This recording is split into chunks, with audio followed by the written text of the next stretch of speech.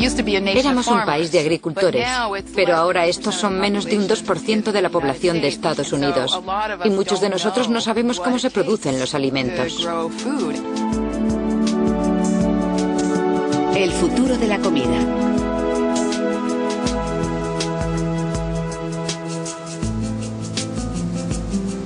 Hace unos 12.000 años, los hombres empezaron a plantar y a guardar semillas. La agricultura floreció y nacieron las civilizaciones. En China se cultivaban miles de variedades de arroz. Unos 5.000 tipos de patatas se sembraban en todo el mundo. Solo en Estados Unidos se cultivaban más de 7.000 variedades de manzanas en el siglo XIX. En el siglo XX, la agricultura experimentó un cambio radical. La fabricación de bombas de nitrógeno durante la Primera Guerra Mundial llevó al desarrollo de fertilizantes químicos nitrogenados.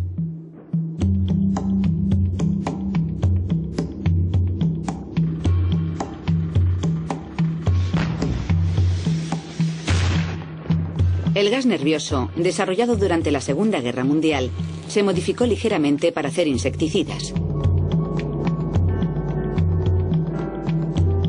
El DDT fue el héroe de su generación.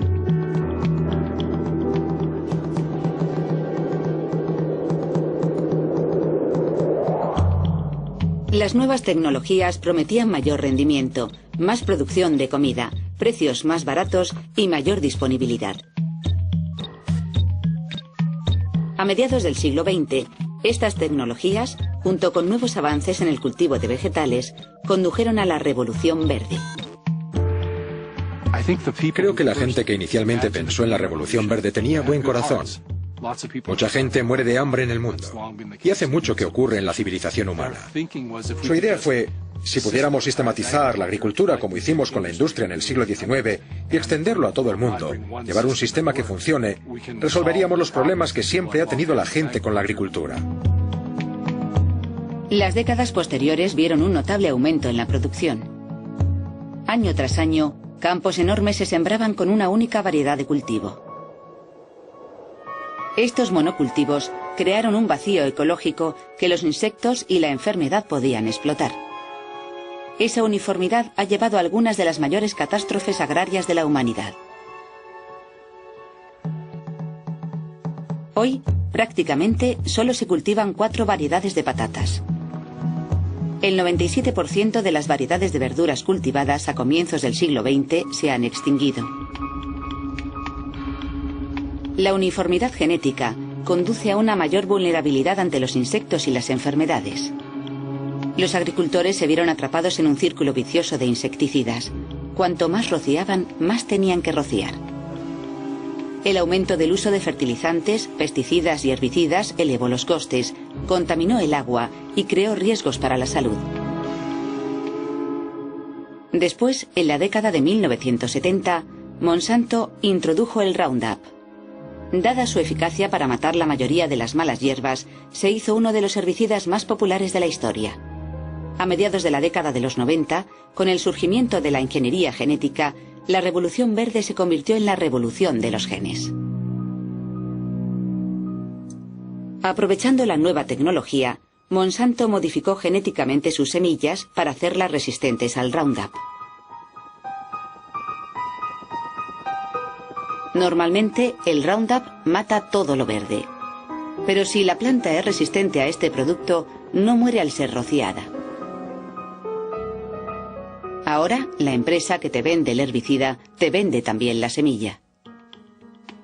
Hace una generación los agricultores sembraban un cultivo y usaban herbicida cuando era necesario. Pero a menudo no les hacía falta usar un herbicida. Y hoy en día cualquier cultivo que se siembra está diseñado para ser rociado. En el maíz BT de Monsanto, el propio maíz actúa como insecticida. Esto es porque cada célula ha sido manipulada para producir BT, una toxina bacteriana. Si un gusano del maíz se come cualquier parte de la planta, morirá. Y ahora que tenemos la ingeniería genética, No solo estamos añadiendo químicos a esta comida.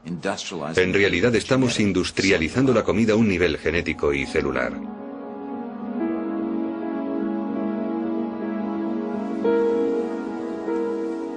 Uno de los aspectos más polémicos de la Revolución Verde es la patente de semillas. Hay una muy buena razón que explica por qué durante prácticamente 200 años la Oficina de Patentes y el Congreso no permitieron que se patentara la vida. El artículo 1 de la Constitución garantiza el derecho de patentes. Los cultivos alimenticios fueron excluidos de la patentabilidad por motivos éticos. A partir de la década de 1930, se concedió a los cultivadores el derecho a patentar su trabajo. Pero la protección de patentes no se ampliaba a las generaciones posteriores de semillas. Cuando patentas una raqueta de tenis con, digamos, un nuevo punto de impacto, puedes describirla con gran precisión en la oficina de patentes, pero ¿cómo se puede describir toda una planta? Y mucho menos tras varias generaciones cuando ha cambiado y mutado. Pero en 1978 el doctor Ananda Chakrabarty llevó el primer organismo vivo a la oficina de patentes. Chakrabarty era un ingeniero de General Electric que creó un microbio que comía petróleo e intentó patentarlo. La oficina de patentes estadounidense le dijo, ni hablar, no permitimos patentar partes de la naturaleza. Si tiene una raqueta de tenis o una tostadora puede patentarlas, pero no puede patentar una parte de la naturaleza. Pero General Electric y Chakrabarty eran muy insistentes. Llegaron hasta el Tribunal Supremo donde por votación unánime les dijeron, pueden patentar este microbio transgénico.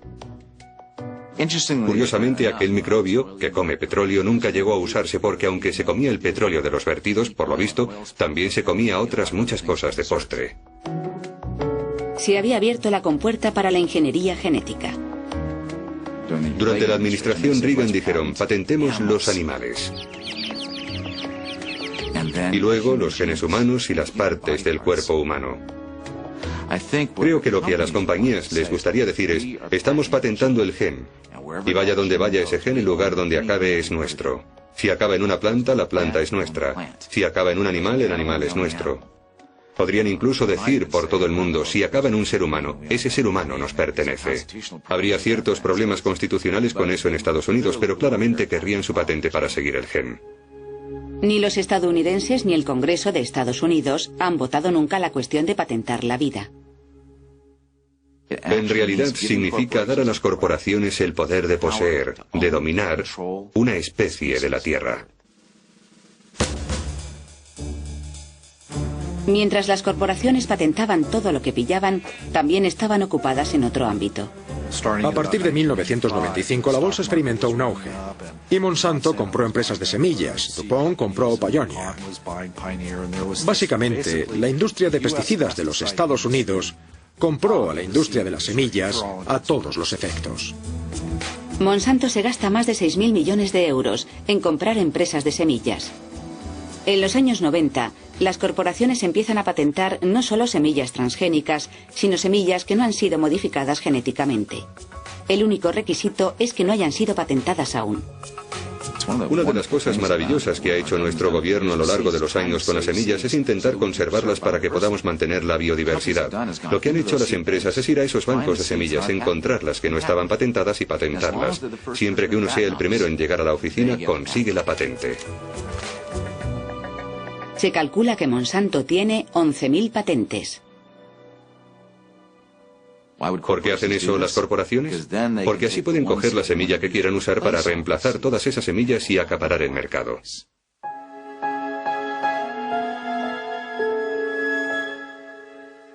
En Canadá, el dilema de las patentes aterrizó directamente en las tierras de Percy Schmeiser.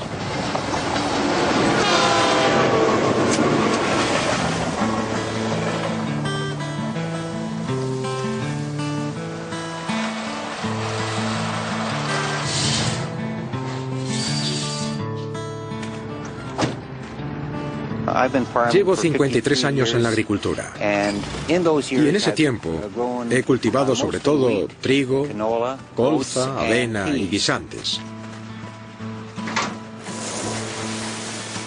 Cuando nuestros abuelos llegaron a este país, no existían las empresas de químicos y las de semillas, y tuvieron que utilizar y desarrollar sus propias semillas, pedírselas a los vecinos o traérselas de Europa.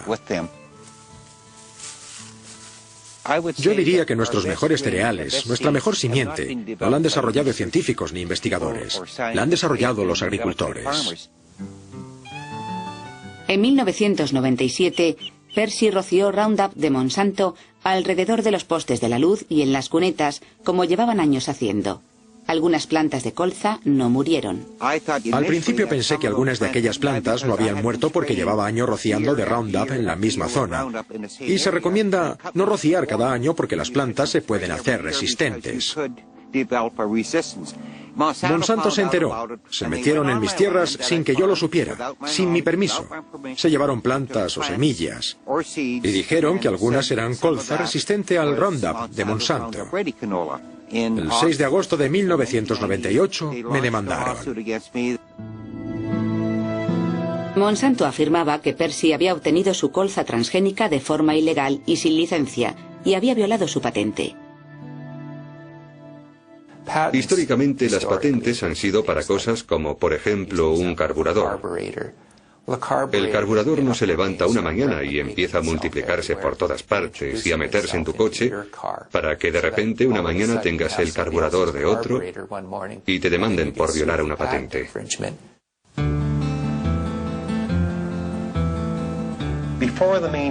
Antes del juicio, Monsanto retiró todas las alegaciones de que había conseguido sus semillas de forma ilegal.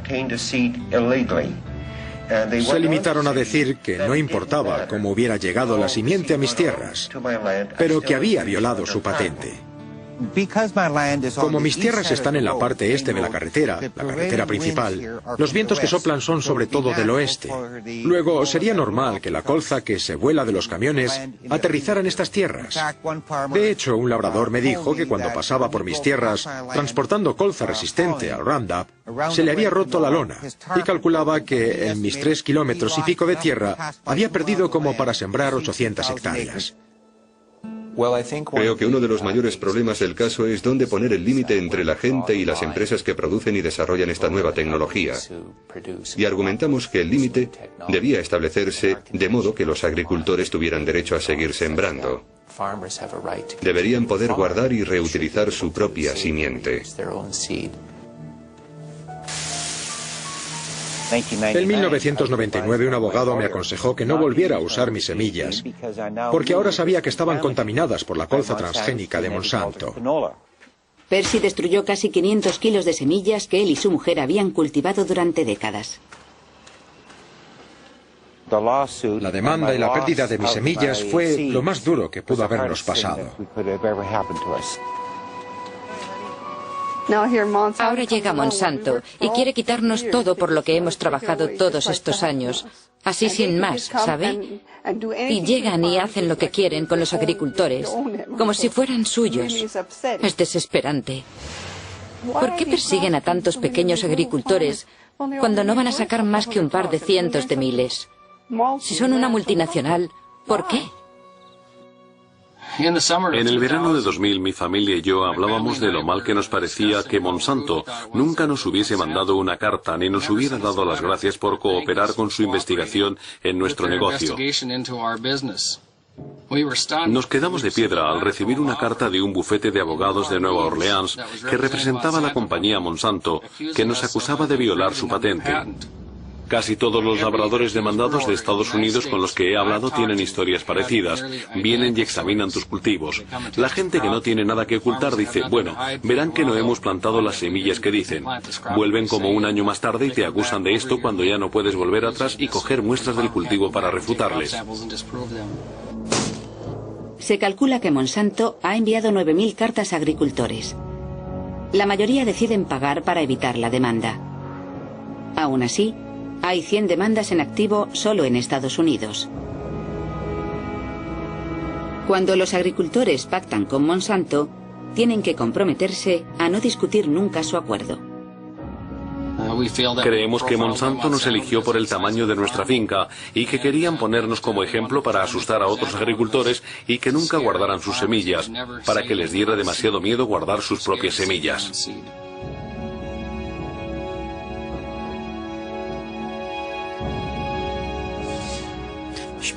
El caso Schmeisser abre la puerta a Monsanto para demandar otras violaciones de patentes. Mucha gente me ha preguntado por qué no cedí. Podría haberme conformado con una amonestación o quizá una multa de varios miles de euros. Pero lo que hice fue hablar con mi mujer y decir, mira, si firmo esto, que cultivé colza transgénica sin permiso, sabiendo que no lo hicimos, no podría vivir en paz.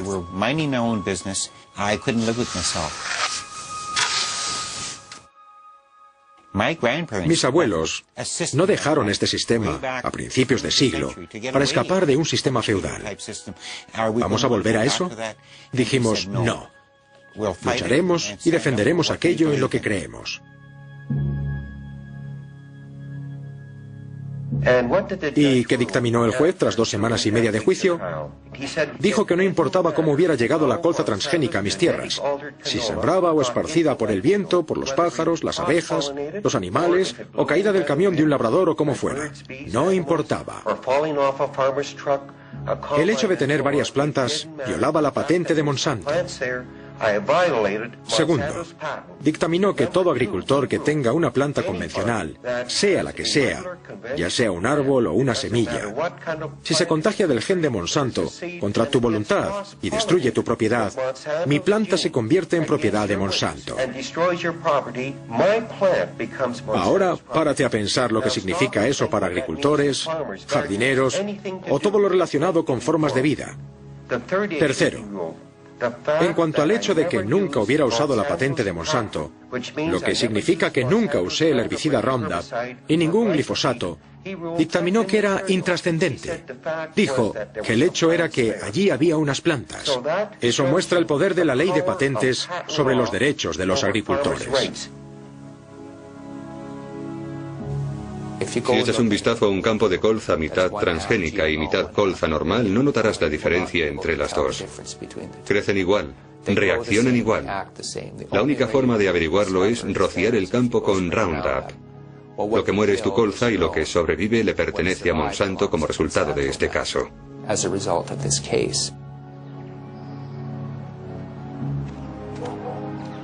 En los 2 últimos meses, habré tenido al menos 100 llamadas de gente que encuentra colza en sus campos que nunca había estado ahí.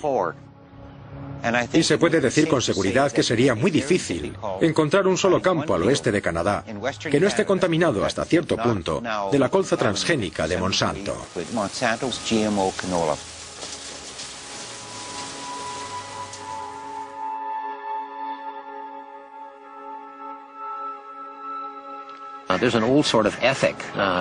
Hay un viejo código ético que surgió en las comunidades agrícolas y yo me crié con ese código. La ética básica era que si yo decidía introducir una iniciativa agrícola en mi zona que perjudicase potencialmente a mis vecinos, por ejemplo, si decido criar ganado y ese ganado perjudica potencialmente los cultivos de mis vecinos, es responsabilidad mía encerrar a ese ganado. No es responsabilidad de mi vecino encerrarlo para evitar que dañe sus cultivos. Según funciona el sistema ahora, es responsabilidad mía acercar esa tecnología para que no afecte a mis cultivos. Y por supuesto, no hay valla lo bastante alta para evitar eso. Eso lo sabemos. Todas las especies han desarrollado elaborados mecanismos a lo largo de millones de años para proteger sus células de la invasión de ADN extraño. Los ingenieros genéticos tienen que vencer la integridad de las especies para insertar un nuevo rasgo genético en una planta o animal. Cuando los científicos empezaron con la ingeniería genética hace 30 años, creían que un gen expresaba un rasgo, que el ADN transgénico sería estable, incluso cuando se le obligaba a traspasar las barreras de las especies. Hoy hemos aprendido que un solo gen puede expresar o influir en muchos rasgos. En 1975 tuvo lugar una conferencia de pioneros en investigación genética para debatir las cuestiones de la seguridad y la ética de la recién descubierta investigación transgénica.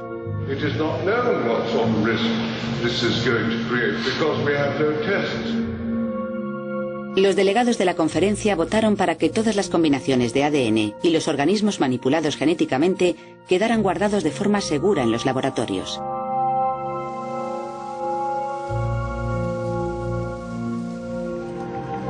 Actualmente, tanto la biotecnología agrícola como la médica utilizan ingeniería genética. La biotecnología médica ha creado muchos productos que salvan vidas. Las plantas modificadas genéticamente, a diferencia de las medicinas, se reproducen y una vez liberadas en el entorno, no se pueden controlar. Usar la biotecnología para producir alimentos no es nuevo. Durante casi 6.000 años, la gente ha usado la levadura, un organismo vivo, para hacer crecer el pan. Y llevamos usando la biotecnología durante casi el mismo tiempo para fermentar cerveza y vino. Realmente aquí no hay nada nuevo, pero es un completo error. La ingeniería genética es una revolución radical en la producción de alimentos. Es una tecnología de invasión celular. La gente oye, van a coger un gen de un lenguado y se lo van a meter a un tomate para que el tomate resista las bajas temperaturas. Pero la gente no pregunta cómo llega el gen de ese lenguado hasta el tomate. ¿Cómo llega hasta ahí? Lo que ocurre realmente es que la única forma de poder hacerlo es invadir la célula del tomate y depositar el gen del lenguado. ¿Y qué invade muy bien las células? Las bacterias y los virus.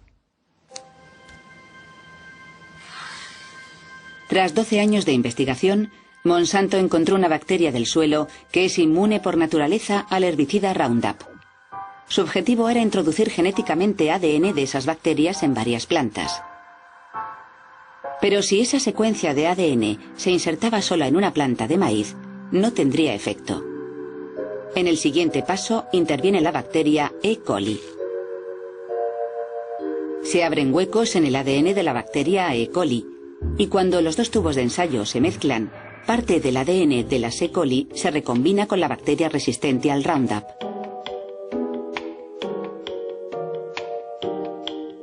Las células rechazan naturalmente el ADN extraño, así que desarrollaron un método usando la bacteria del suelo que produce tumores en las plantas. Utilizan esa bacteria para introducir el ADN modificado en el núcleo de la planta. También se usan otros dos métodos para introducir el ADN modificado a través de la pared de la célula. Uno usa una corriente eléctrica para crear agujeritos en las células de la planta para que se haga vulnerable a la infiltración de ADN extraño. Otro es la pistola de genes, que dispara partículas de oro cubiertas de ADN modificado a las células de la planta.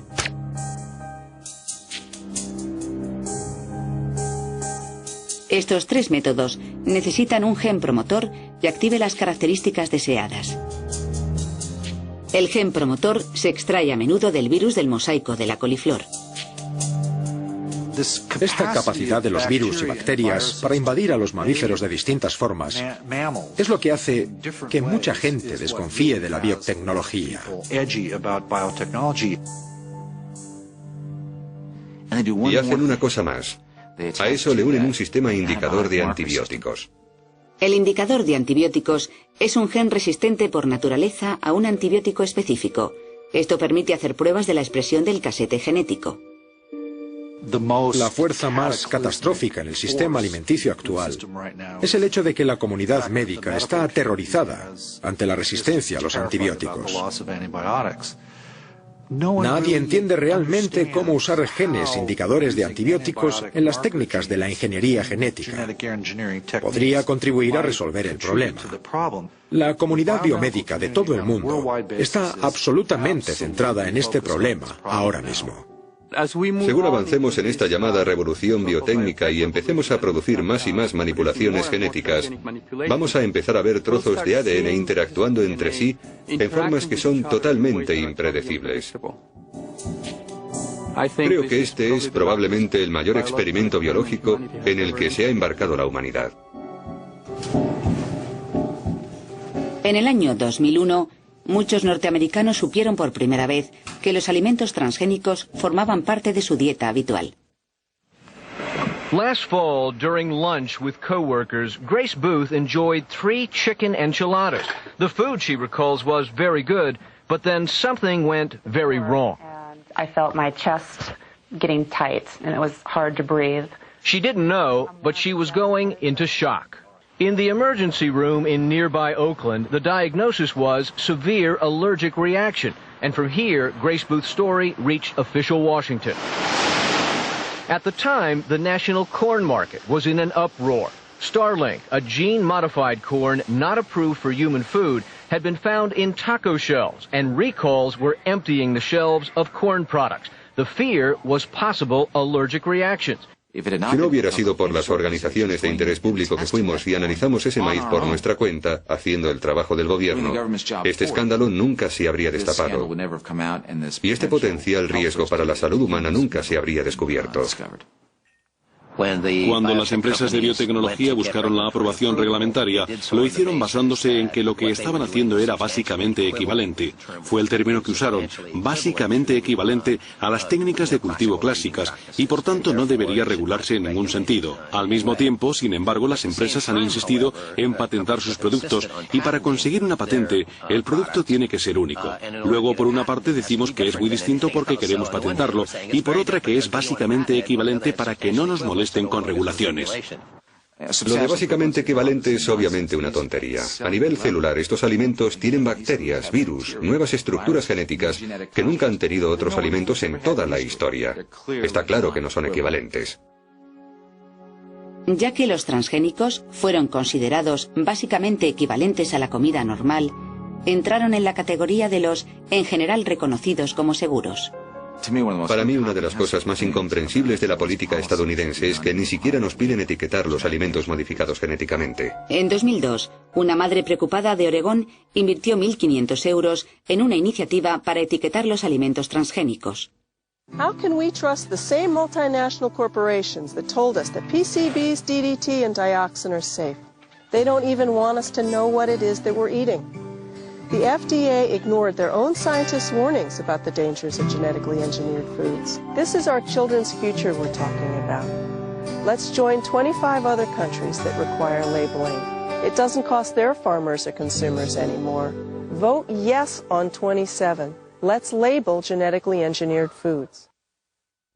La medida fue derrotada por la campaña de la industria de 3,5 millones de euros, en la que sale una agricultora que se parece a la madre. The last thing we need is more government red tape, more bureaucracy, and higher costs. But that's exactly what Oregon farmers, consumers, and taxpayers would get if Measure 27 passes. Una encuesta tras otra ha revelado que entre el 80 y el 90% de los norteamericanos quieren que se etiqueten los alimentos transgénicos. Pero la propuesta de ley del derecho a la información sobre alimentos transgénicos que el diputado Kucinich, el senador Boxer y otros presentan año tras año todavía espera ser votada en el Congreso. Yo creo que hay una muy buena razón para que las corporaciones hayan luchado tanto contra el etiquetado. No se trata solo de una elección del consumidor. Sin etiquetado no se puede seguir el rastro de los efectos en la salud de los productos transgénicos. Si eres una madre que da a su hijo papillas y en la etiqueta no pone que es soja modificada genéticamente, por ejemplo, y tu hijo sufre una reacción tóxica o alérgica, es imposible saber que la ha causado la ingeniería genética porque no viene en la etiqueta. Si por el contrario estuviera en la etiqueta, podrías decir, ¿saben qué? Puede que eso haya contribuido a la reacción de mi hijo. Vas al médico, el médico lo apunta y ya se puede hacer el seguimiento. Y se puede ir creando una base de datos sobre los efectos en la salud. Y por supuesto, cuando esa base de datos se cree, podremos exigir responsabilidades a las corporaciones. Los japoneses están muy preocupados por los efectos de los alimentos transgénicos.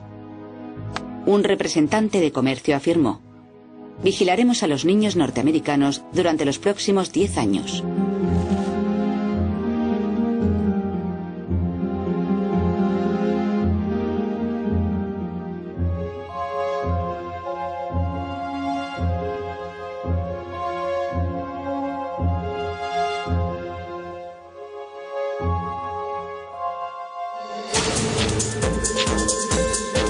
Pero, ¿cómo se consiguió que el gobierno aprobara la polémica nueva tecnología? Al final del primer mandato de Bush, Dan Quayle dirigía algo llamado el Consejo de Competitividad. We will ensure that biotech products will receive the same oversight as other products, instead of being hampered by unnecessary regulation. Lo que recomendaba el Consejo de Quayle es que no hubiera ningún tipo de regulación para estos alimentos. Eso indignó a los científicos de la FDA. Hay gran cantidad de documentación según la cual los científicos de la FDA dijeron: hay que someter a prueba la comida. Esta comida puede ser tóxica, puede crear nuevos alergenos. El proceso de modificación genética, esa invasión celular que es la ingeniería genética, puede mermar la nutrición. Puede crear problemas inmunológicos en animales de laboratorio. Hay que someter a prueba todas esas cosas, por no hablar de los efectos medioambientales. Pero Dan Quayle y su consejo dijeron, ni hablar. Queremos ser los primeros del mundo en comercializar esta comida. La FDA seguía negándose. ¿Y qué hicieron? Trajeron a un comisario delegado de políticas alimentarias, un hombre llamado Michael Taylor. Michael Taylor trabajaba en la consultora King & Spalding como asesor jurídico de Monsanto. Había redactado la normativa de la industria, que era prácticamente inexistente, y por supuesto permitió que esa política de no normativa se hiciera política oficial de Estados Unidos en 1992. Los empleados de Monsanto y los de la agencia reguladora del gobierno son los mismos. Por poner un ejemplo está Linda Fisher.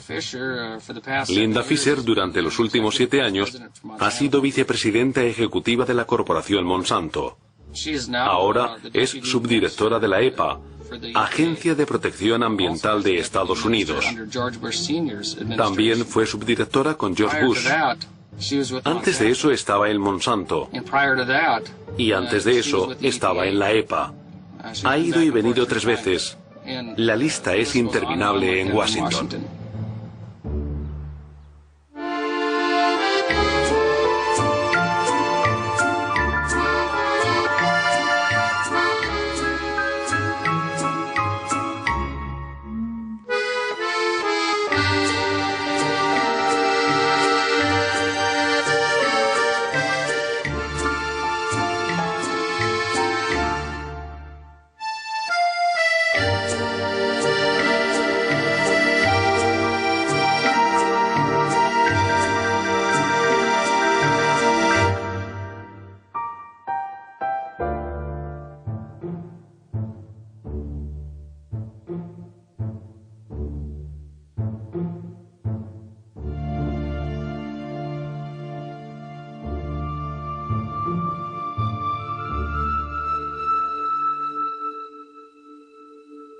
Si nos hiciéramos la pregunta adecuada, detendríamos esta tecnología para los próximos 50 o 100 años.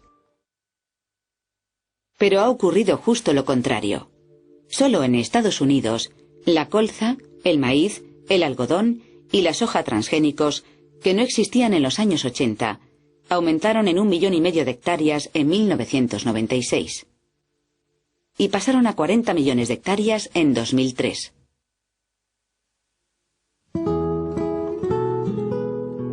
En 1998, México prohibió la plantación de maíz transgénico para proteger su legado agrícola. En México hay literalmente cientos de variedades de maíz. Algunas de ellas se adaptaron a climas muy húmedos, otras a climas muy secos. Algunas son resistentes a ciertas plagas muy específicas. Algunas tienen sabores distintos. Algunas van bien para hacer palomitas, algo que inventaron los aztecas. Otras variedades van bien para hacer tortillas o para alimentar al ganado. En México hay infinidad de variedades de maíz.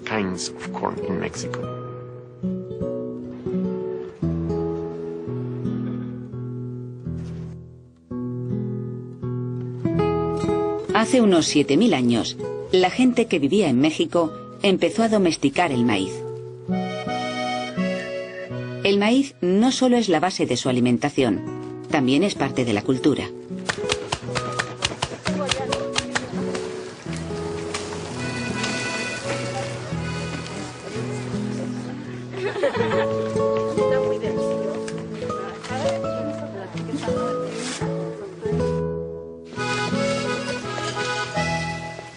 La mayor parte de la diversidad de cultivos se encuentra en las llamadas variedades locales. Son plantas que los pequeños agricultores, por lo general en zonas del mundo muy distintas, conservaban en parcelas muy pequeñas adaptadas a unas condiciones muy específicas. Por ejemplo, cierta altitud, hielo o sequía.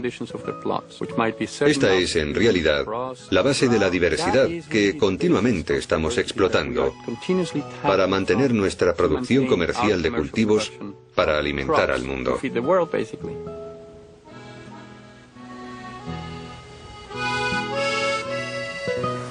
La plaga del maíz de 1970 en Estados Unidos destruyó millones de hectáreas de maíz.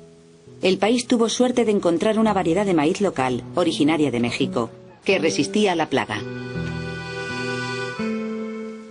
En el año 2000, el Dr. Chapela descubrió maíz transgénico creciendo en esta zona remota. Los campesinos habían comprado granos de maíz transgénico norteamericano sin etiquetar en las tiendas del gobierno. Y como llevan haciendo durante miles de años, comieron parte y sembraron parte. La semilla modificada genéticamente se cruzó con la variedad de maíz local y la contaminación penetró en la cadena genética del grano originario. Para los mexicanos es más barato comprar maíz importado de Estados Unidos que cultivarlo ellos mismos. Esto es porque el maíz norteamericano está subvencionado por los contribuyentes, mientras que el maíz mexicano no está subvencionado. Sin embargo, muchos mexicanos prefieren cultivar sus variedades nativas de maíz. ¿Por qué usted está tan necio de estar plantando la misma semilla en esta selección? Y no comprar. Bueno, nosotros lo tomamos como un ahorro, porque también a veces, digamos, falta de económico, pues no tenemos que correr a la Conasur para comprarlo. Sin embargo, estamos comiendo, según nosotros estamos comiendo lo mejor, porque es un maíz que... ¿Todo eso? Sí. Es que el trabajo que ustedes hacen aquí es un trabajo que reditúa, pero para el mundo. Sí.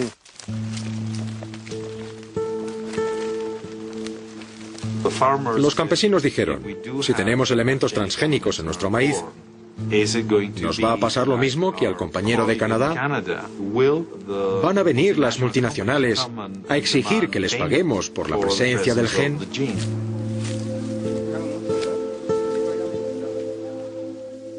En noviembre de 2001, el Dr. Chapela publicó un artículo evaluado por expertos en la revista científica Nature, en el que desvelaba la contaminación de los organismos modificados genéticamente. Nos tomamos esto muy en serio desde el principio. Hemos estado haciendo estudios, recopilando muestras y sembrándolas, intentando en principio duplicar los resultados del Dr. Ignacio Chapela, lo que conseguimos, y ahora vamos a dar un paso más a identificar este problema. Este es un asunto un tanto polémico, porque no queríamos poner en peligro nuestra herencia genética de ninguna forma. Si esto va a tener otras consecuencias, bueno, es tema de debate. El hecho es que esas secuencias no tenían por qué estar en estos maíces y ahora lo están. Ese es el gran problema para nosotros.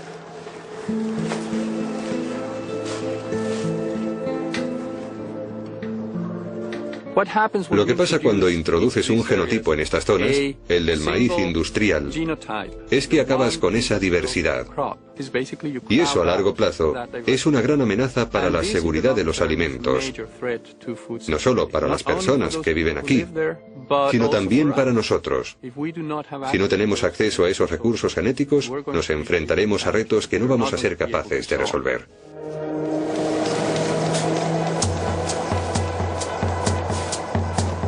En el año 2003, Estados Unidos había vendido millones de kilos de maíz transgénico a México por menos de lo que costaba cultivarlo.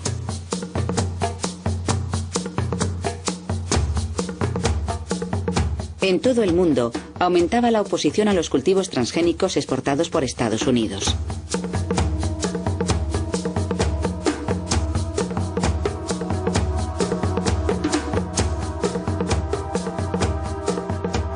La pérdida de exportaciones de maíz a Europa ha sido estimada en unos 230 millones de euros al año. Esto solo ha agravado la crisis agrícola de Norteamérica. Junto al agricultor están las compañías petrolíferas de gas natural y de fertilizantes, las compañías de semillas, productos químicos y maquinaria y los bancos. Así el agricultor está literalmente en medio de una cadena agroalimentaria. Por debajo están los procesadores, el ferrocarril, las compañías de cereales, los restaurantes, los envasadores, etc. Los agricultores no son los que ganan dinero. Hay dinero a ambos lados de los agricultores, pero no es para ellos. Cuando pones un euro en el mostrador para comprar pan, ese dinero pasa a las manos de los intermediarios. Se trata de corporaciones de más de 7.000 millones de euros con solo un competidor o dos. Y el molinero que hace la harina puede hacer lo mismo. La empresa de cereales que proporcionó el cereal. Cuando vuelve al agricultor solo quedan 5 céntimos y luego están esos poderosos proveedores al otro lado que pueden quitárselo al agricultor del bolsillo. Acabo de hacer un estudio de los costes y beneficios económicos del maíz BT. Las estadísticas oficiales del Departamento de Agricultura de Estados Unidos muestran que el coste de producir 8 celemines de maíz está entre 2,4 y 2,6 euros, y el beneficio neto para los granjeros puede ser de 1,6 euros. Luego pierden €1 cada 8 celemines. Uno se pregunta, ¿cómo puede un empresario? Si pierdes €1 en cada 8 celemines que vendes y cultivas 90 fanegas por hectárea, estás perdiendo unos 130 euros por hectárea. ¿Cómo puedes seguir en el negocio? Y la respuesta son las subvenciones del gobierno. Las subvenciones mantienen los cultivos más extendidos: maíz, trigo, algodón y soja. Son los cultivos en los que se fijó la industria como primeros cultivos transgénicos. Tiene que ser tranquilizador saber que, por muy grande que sea la diferencia entre lo que sacan los agricultores del mercado y lo que les cuesta producir, el gobierno va a estar ahí para compensar esa diferencia. En 2002, el presidente Bush firmó uno de los mayores proyectos de ley sobre subvenciones hasta la fecha. Aunque no se haya llamado rebaja de las semillas transgénicas, es sin embargo lo que mantiene el interés de los agricultores en estos costosos sistemas de producción.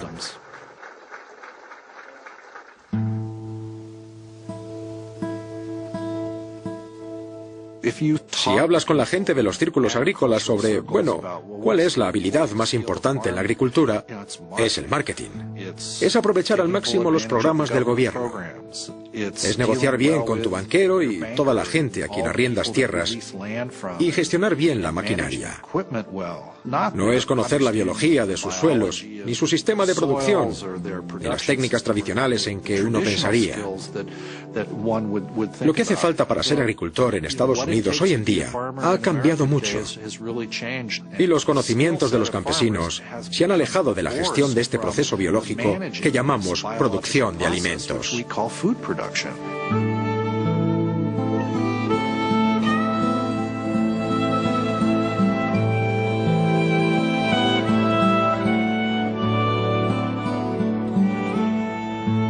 En la Norteamérica rural la gente valora la comunidad, la amistad y el compañerismo.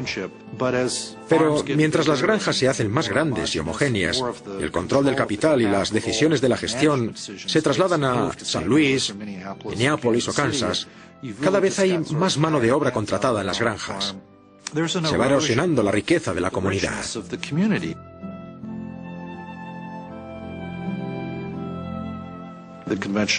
La opinión general hoy en día en Estados Unidos es que la biotecnología es progreso.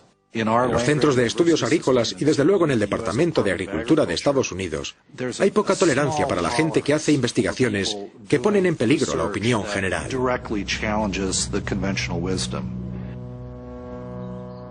El reconocido científico Dr. Arpad Pusztai fue cesado 2 días después de que fuera debatida su investigación, que planteaba preguntas sobre el deterioro del sistema inmunológico y el crecimiento de ratas que habían comido patatas modificadas genéticamente.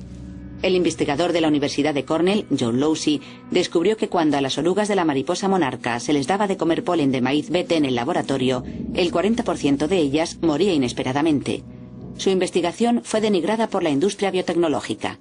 La revista Nature desmintió el artículo de Ignacio Chapela tras publicar su trabajo evaluado por expertos. Entusiastas de la biotecnología desafiaron la interpretación de sus descubrimientos. La biología era un campo de investigación muy variado, pero debido a la llegada de esas tecnologías, venimos viendo una reducción y un recorte de todas las otras ramas de la biología solo para beneficiar ese ámbito. Y yo quiero luchar contra eso. Igual que vamos perdiendo diversidad genética, vamos perdiendo diversidad intelectual, lo que nos va a hacer muchísima falta en el futuro.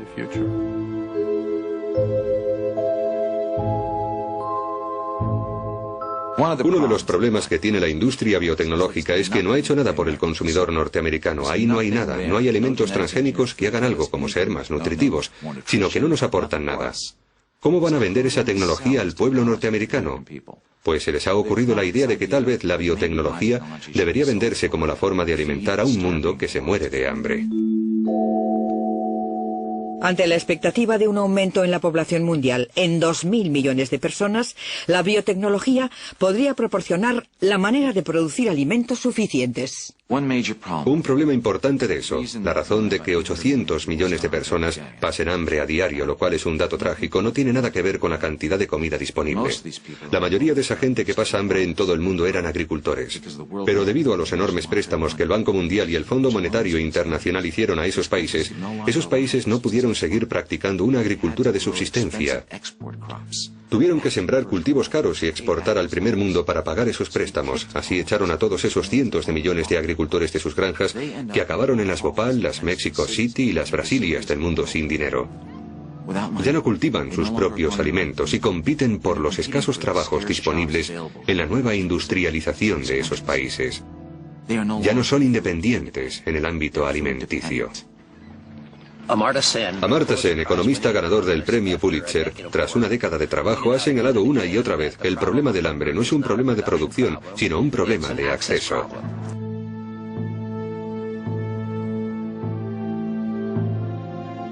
En la actualidad hay 800 millones de personas desnutridas en el mundo en una época de superproducción en que los agricultores no pueden recuperar los costes de su producción.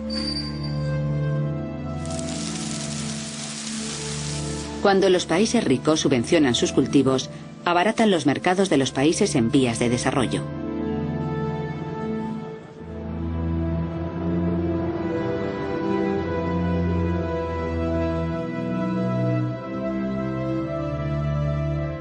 Según avanzamos hacia el futuro, ¿qué encontraremos en las estanterías de nuestros supermercados?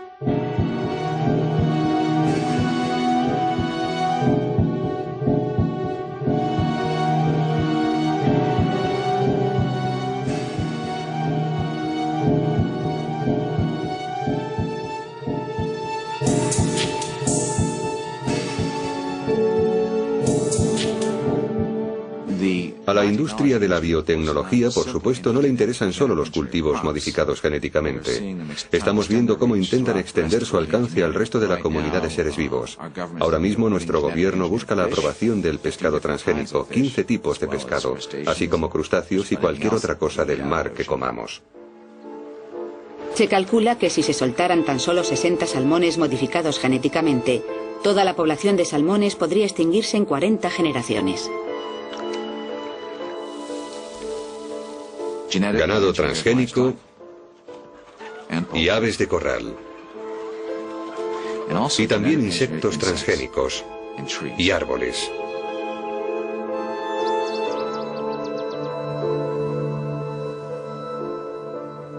Es la mentalidad industrial enfocada ahora a la biología, a nuestros alimentos. Pero algo ha ocurrido en su avance hacia el futuro. La gente ha empezado a pensar en las consecuencias de nuestro sistema alimenticio y han dicho, ¿sabes qué? Queremos un futuro distinto para la comida. Queremos una relación distinta con la comida, con el entorno, con el agricultor, con el trabajador, con nuestros propios cuerpos. ¿Qué haría falta para cambiar el sistema alimenticio norteamericano? Para que la agricultura fuera sostenible y para mejorar la salud pública y la calidad de nuestro entorno. Lo que intentamos hacer en la agricultura sostenible es usar recursos que estén en la ecología local y reciclar esos recursos dentro del sistema. Hace un siglo, la gente compraba alimentos producidos en su entorno. Hoy, la comida de los supermercados ha viajado una media de 2.500 kilómetros. Eso requiere más petróleo importado e incrementa nuestra dependencia de otros países en cuanto a la comida. Los alimentos de esta granja viajan una media de 80 kilómetros. Hace unos 10 años iniciamos un programa para las familias de la zona de Bay, por el cual les damos una cesta de nuestros productos una vez por semana. Se llama Agricultura Sostenida por la Comunidad. Nuestra relación con esas familias nos animó a diversificar y ahora cada campo tiene sembradas muchas cosas distintas.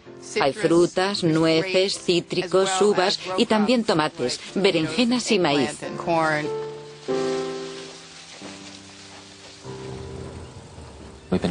Llevamos cultivando de forma orgánica unos 25 años, porque es un sistema de cultivo en el que piensas en la relación humana con la agricultura. Piensas principalmente en producir buenos alimentos. Alimentos de cuyas características y calidad nunca dudes. Alimentos sanos que puedas dar a tus hijos con tranquilidad. Tenemos que respetar la lógica de la naturaleza en todo esto. Tenemos que respetar los milenios de historia de los cultivos. Este es el trabajo de miles de generaciones de gente que ha arrancado la cebolla silvestre, que ha desarrollado una un poco más grande, y no es algo que nadie pueda llamar suyo.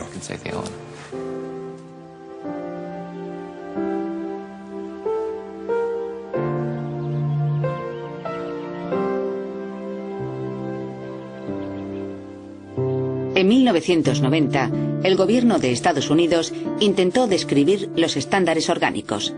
Tras años de formulación del reglamento, en 1997 se dio a conocer que los estándares permitirían la irradiación, las aguas residuales y los organismos modificados genéticamente. El gobierno recibió una de las mayores protestas de los consumidores de su historia. 275.000 ciudadanos escribieron al Departamento de Agricultura indignados por esto y exigieron que los estándares orgánicos no incluyeran esas tecnologías. Los consumidores se impusieron. Ha habido una revolución en la ingeniería genética, pero también ha habido una contrarrevolución. La gente está volviendo a comprar productos frescos cultivados por agricultores locales.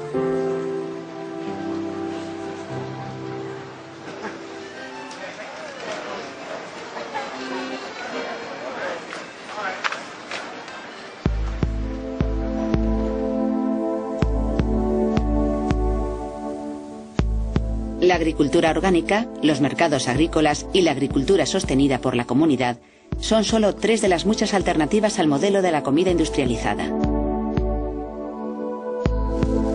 Dakota del Sur y Nebraska, junto con otros 8 estados, han aprobado enmiendas constitucionales o leyes estatales que prohíben la agricultura no familiar. Cuando la corporación dijo que los habitantes de Nebraska no tenían autoridad para prohibir a las personas jurídicas el poseer tierras de cultivo, el Tribunal Supremo de Nebraska dijo que podían poner lo que quisieran en su constitución. Es su derecho fundamental, es la esencia del sistema democrático norteamericano. El consumidor sigue siendo el rey, y el problema es que los consumidores no pueden actuar a menos que tengan la información adecuada. Una de las cosas que podemos hacer todos es conseguir toda la información que podamos para ponerla en manos del público y en manos de los consumidores para que estos puedan seguir ejerciendo su voluntad. Dado que el sistema alimenticio es variable, puede cambiar rápidamente según las opiniones de la gente. Pero si la comida modificada genéticamente no se etiqueta, ¿cómo van a poder ejercer sus derechos los consumidores? Las elecciones que hacemos en los supermercados determinan el futuro de la comida. Alimentarnos es una de las cosas más íntimas que hacemos. Y si no podemos elegir en eso, creo que la situación es preocupante. Hay grandes grupos de gente en otros países que nunca han apoyado el modelo norteamericano de la agricultura a gran escala y el uso intensivo de productos químicos. Y desde luego, no han apoyado la idea de que es mayor la efectividad por tener 2 líneas aéreas en el mundo, o 4 fabricantes de automóviles, o 2 productores de software. Creen que lo que puedas ganar en efectividad lo pierdes en diversidad. Si va a haber un cambio o un desafío importante en la forma de gestionar las tierras de cultivo y de organizar los negocios agrícolas, creo que es una pregunta abierta. Y francamente, no creo que ocurra a menos que el público norteamericano y los propios agricultores se planten y digan, un momento, no queremos seguir por este camino. Somos un gobierno del pueblo, para el pueblo y por el pueblo. Y nosotros somos el pueblo. No queremos seguir por ahí.